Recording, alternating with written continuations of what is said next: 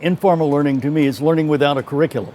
So somebody hasn't decided in advance what it is. But it's a little tricky because there is no pure informal learning. There is no pure formal learning. It's sort of a continuum where things are more or less formal. Now, I often use an analogy that formal learning is like riding on a bus. I mean, you get on the bus is going where the bus is going, no matter what your individual needs are. You know, if you're hungry, sorry, we're not stopping at a restaurant. This bus goes over here. Whereas informal learning, or things that are more informal, are more like riding a bike. If I'm riding a bike, I can change my direction at any point. If I'm hungry, I stop at a restaurant.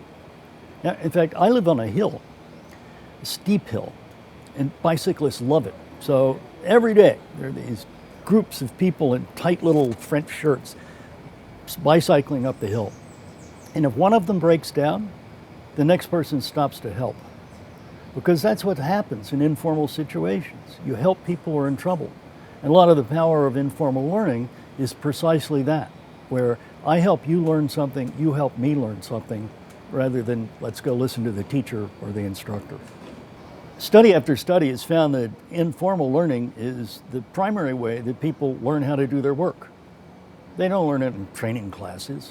In fact, only about 15% of what people learn in traditional training classes shows up on the job.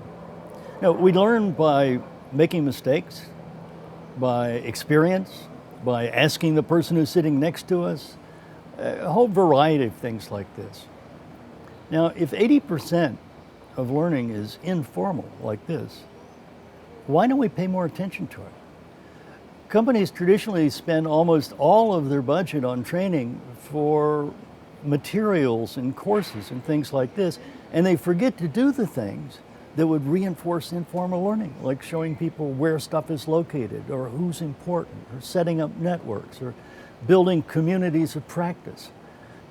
I think it's a legacy of confusing learning with schooling. In schooling, we had a bunch of kids who were novices, and we wanted to fill up their heads. And frankly, we don't do that great a job of that, but that's the model which has been used again and again in corporate training, and it's totally inappropriate.